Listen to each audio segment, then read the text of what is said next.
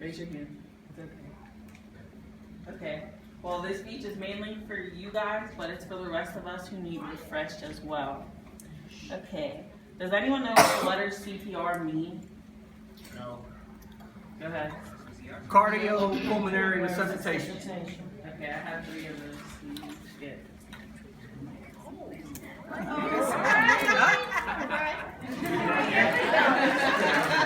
I'm getting ready to, right? Can anyone tell me why CPR is so important?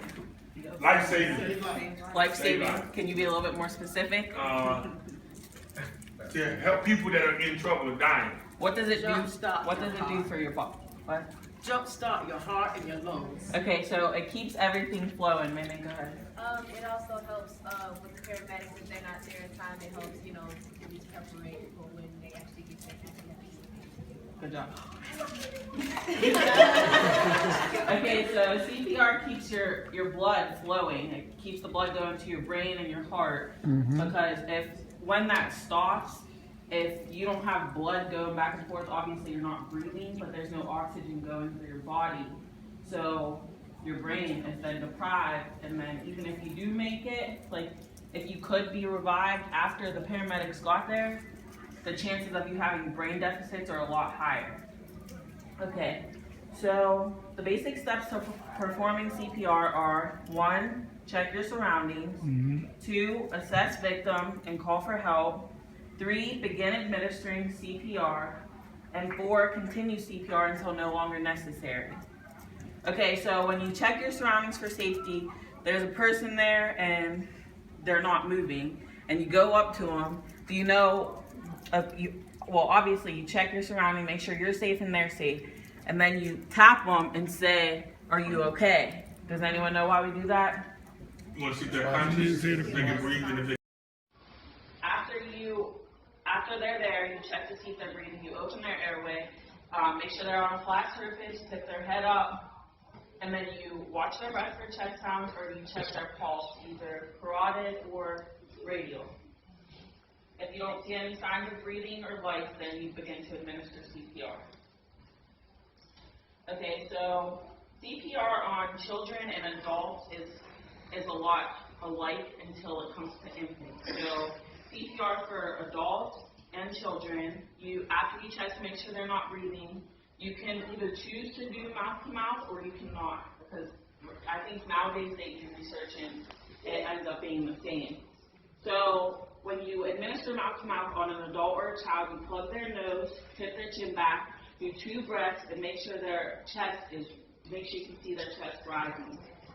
So after you see that their chest is rising, then you begin to administer, you begin to do compression. Hand over hand with your whole body weight, make sure you're on a firm surface, right in the center of their chest, and you begin to do, I think it's 100 beats per minute.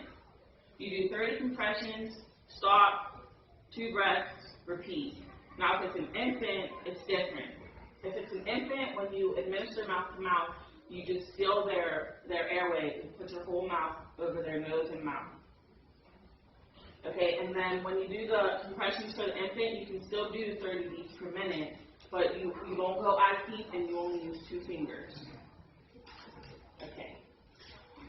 So after you begin administering CPR, you continue CPR either until the environment becomes unsafe, or they begin to show signs of life and breathing, or until first responders get there. Okay, so we're going to go over these again. Does anyone remember what I said the first step was? Are you okay? Check your surroundings, make sure you're safe.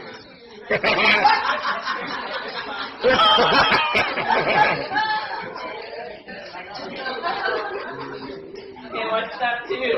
Absolutely okay. Assess victim, same thing. Okay, step 3. Good job, Chica. And 4. You send someone for help, don't you? You continue CPR without stopping. Without stopping, because they're going to get a pin. You? I mean, so those are, that is why CPR is so important, and it really can be the difference between life and death. It doesn't seem that important, but it really is. And it's easy to get tired. So if there are people around, it's just really important to remember not to stop that CPR if you can help it. Does anyone have any questions? Go ahead. At what age do you transition from doing the infant one to the kid? I think it's 2. Whatever age they're considered a toddler is, I mean, obviously still be careful because it's actually really common to break ribs while you administer CPR, but with children, it's a lot more likely because you're being really firm, but it's better to be too rough than not enough, is what I would say. I didn't do any actual research. Any other questions? Good. Yep. Do you do compressions to the song Staying Alive? You can if you want it.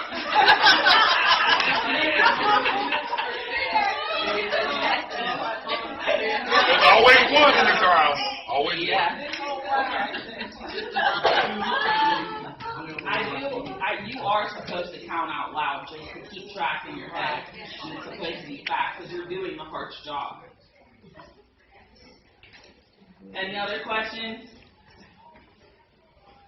Okay, thank you guys for listening to me.